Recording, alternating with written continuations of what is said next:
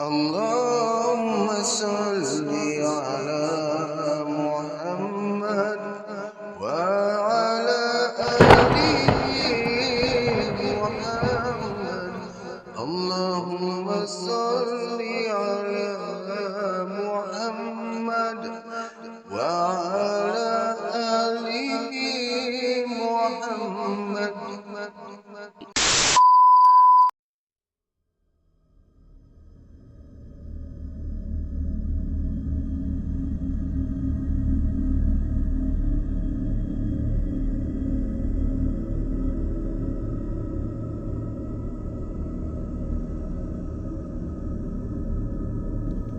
Assalamualaikum warahmatullahi wabarakatuh. Salam sejahtera diucapkan. Terima kasih hadir lagi sahabat-sahabat dalam Radio 12 Malam.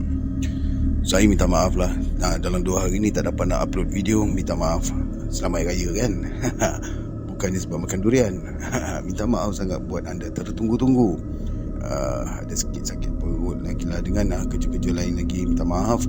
Jadi sekarang ni jam menunjukkan 12.40 susu pula dah, 41 minit tengah hari.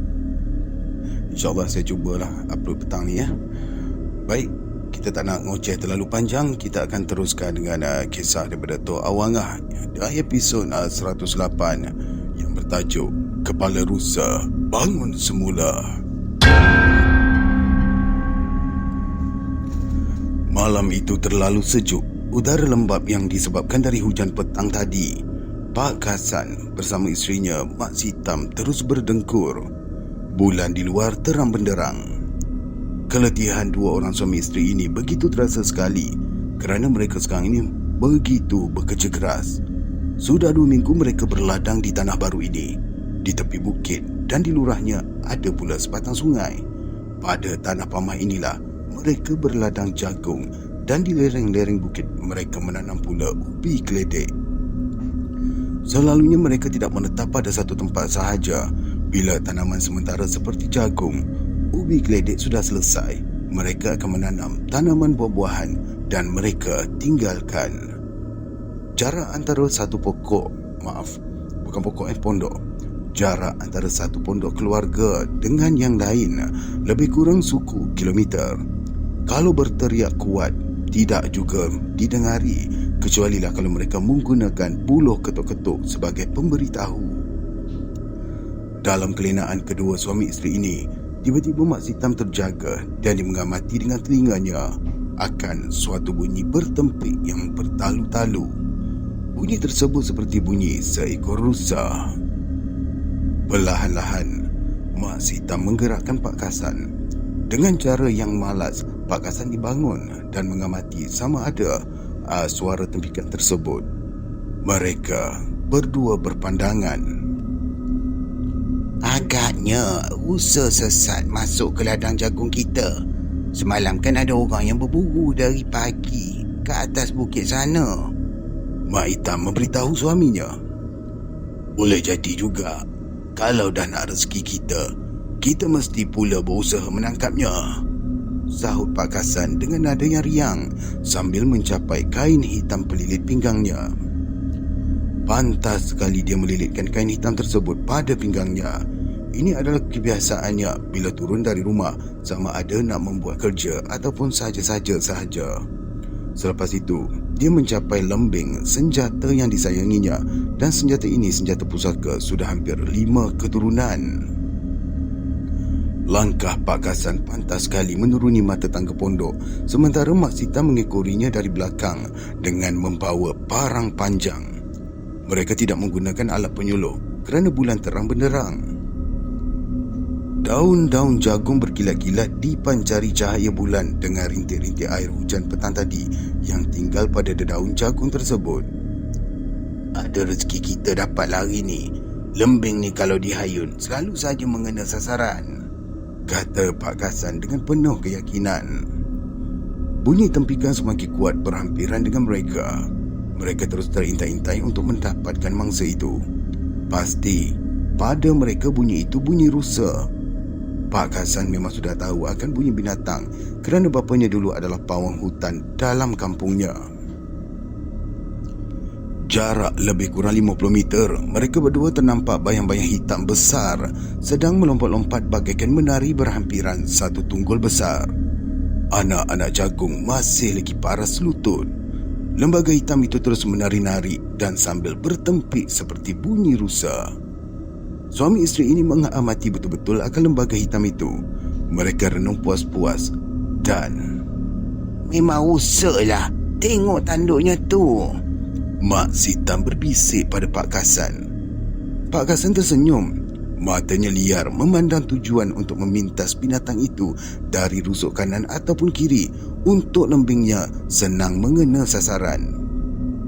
Aku ikut belah sini, kau ikut belah sana, kata Pak Kasan memerintah isterinya.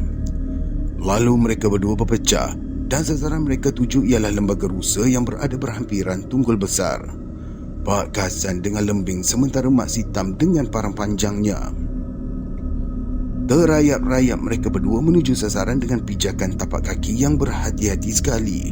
Sementara sang rusa yang leka menari-nari seperti tidak sedarkan diri itu terus menari dan bertempik tidak henti-henti. Baik, di sini saya menjelas. Sekiranya anda telah sampai ke minit ini, jangan lupa untuk tekan like, share dan subscribe ya. Pakat-pakat share supaya channel ini berkembang lagi, supaya channel kita ni dapat diketahui oleh lagi ramai kawan-kawan yang tak tahu yang kisah Tok Awang dan juga Tamat Calis telah pun saya rajin-rajin untuk audiokan kepada semua, insyaAllah. Dan satu lagi, jangan lupa untuk bertemu saya di channel Nota Khalifah ya. Kini Pak Kasan sudah hampir dengan tunggul besar. Dia mengelik sebalik tunggul tersebut supaya sang rusa tidak perasan kedatangannya. Dalam terinjau-injau hendak mencari sasaran lembingnya, tiba-tiba sang rusa bertempik lebih kuat sekali dan terus melompati tunggul besar tempat Pak Kasan berselindung. Terperanjat Pak Kasan dan terus kaku. Sang rusa menghadap pada Pak Kasan yang sedang kaku dengan lembing, cuma berpegang sahaja. Mata sang rusa bagaikan api yang keluar dari sumbu yang besar, merah dan begitu menakutkan hati Pak Kasan. Sang rusa terus bertempik tetapi tidak lagi menari. Cuma kepalanya sahaja mengangguk-angguk bagaikan hendak menanduk dengan tanduknya yang berceranggah itu ke arah Pak Kasan. Pak Kasan tiba-tiba menjerit bila hatinya sudah terlalu kejut. Dan sepantas itu sang rusa menerkam. Lalu Pak Kasan mengelak dan terus melompat lari. Terkaman sang rusa mengenai tunggul besar itu dan tunggul itu pecah. Pak Kasan terus memecut langkah 1000 menuju ke pondoknya. Sementara itu, dia berteriak dengan kuat pada Mak Sitam supaya menyelamatkan diri. Mak Sitam pula bila dia terpandang saja sang rusa melompat tunggul besar tadi, dia terus lari ke pondok jirannya untuk memberitahu dan meminta pertolongan menangkap sang rusa itu. Pantas sekali Pak Kasan melompat naik ke pondoknya. Lembingnya masih lagi di tangan. Sang rusa terus meluru hingga melanggar anak tangga pondok. Dan anak tangga itu bertaburan tercampak. Pondok Pak Kasan bergegar kencang. Sang rusa itu terus menari-nari di hadapan pondok dengan dihadapi oleh Pak Kasan dari atas pondok. Pak Kasan sudah mengumpulkan semangat semula dan dengan tekad yang penuh bertenaga, dia membalingkan lembing pusakanya pada leher sang rusa. Tepat mengenai sasaran dan mata lembing itu terbenam dalam leher sang rusa. Namun sang rusa masih terus menari dan darah tidak ada yang keluar. Pak Kasan menggigit jari, ketakutan. Dia sudah terfikir yang bukan-bukan dan sepantas itu juga dia membuka kain hitam ikatan pinggangnya. Lalu diserapahkannya lah segala petua yang diberikan oleh papanya dulu dan dikibasnya kain hitam itu sebanyak 3 kali pada arah sang rusa. Sepantas itu juga jeritan kuat sang rusa bergema dan sang rusa pula rebah. Rebah dengan tidak mengelupur di halaman pondok. Pak Kasan terus memerhatikan sang rusa itu rebah terbaring. Dan dalam pandangan Pak Kasan, itulah juga tubuh badan sang rusa itu hilang. Cuma yang tinggal kepala rusa itu sahaja dengan mata lembingnya tergelempang di atas tanah. Pak Kasan berteriak memanggil isterinya sekuat hati. Dia mulai risau akan isterinya itu. Dia hendak juga turun mencari, tetapi hatinya khawatir takut-takut perkara yang di hadapan matanya ini akan berulang lagi. Dalam asyik dia berfikir, tiba-tiba dia terdengar riuh suara orang ramai yang datang ke pondoknya itu. Dalam sinaran cahaya bulan terang, jelas pada pandangan Pak Kasan, kedatangan beberapa orang bersama dengan isterinya ke pondok itu. Bila mereka sampai di halaman pondok, mereka semua terperancat dan seorang daripada mereka berkata, inilah yang dikatakan oleh pemburu semalam. Kata apa? Pak Kasan bersuara dari atas pondok. Semalam ada rombongan pemburu. Mereka ni dapat bunuh seekor rusa jantan bertanduk 7, kata mereka lah. Tapi bila selesai saja melapar daging, hujan telah turun dengan lebatnya pada petang semalam. Mereka ni tergesa-gesa pulang melalui ladang aku.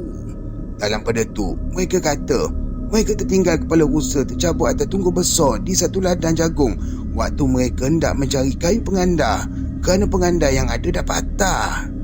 Jelas jiran itu. Semua yang ada di situ tercengang, memikirkan sesuatu yang belum pernah mereka alami dan dengari. Pak Kasan turun ke tanah dan melihat kepala rusa yang lehernya tiada lagi berdarah. Daging lehernya juga sudah pucat macam dibasuh air. Tanduk yang ini pun 7, Pak Kasan berkata sambil membelek kepala rusa itu. Ini tentu badinya yang tinggal. Kenapalah mereka tertinggal kepalanya di ladang kita ni? Jiran yang bercerita tadi membuat komen. Sudahlah, betul dari arwah bapak aku dulu. Kalau keadaan begini terpaksalah kita bakar saja kepala ni dan abunya kita hilirkan ke sungai, Pak Hasan menerangkan. Kesemuanya berbisik dan kelihatan pada setiap riak wajah yang berkumpul di halaman pondok jagung Pak Kasan itu ternyata dalam keadaan takut bercampur keheranan. Baik, terima kasih kerana mendengar dari mula dan sampai akhir.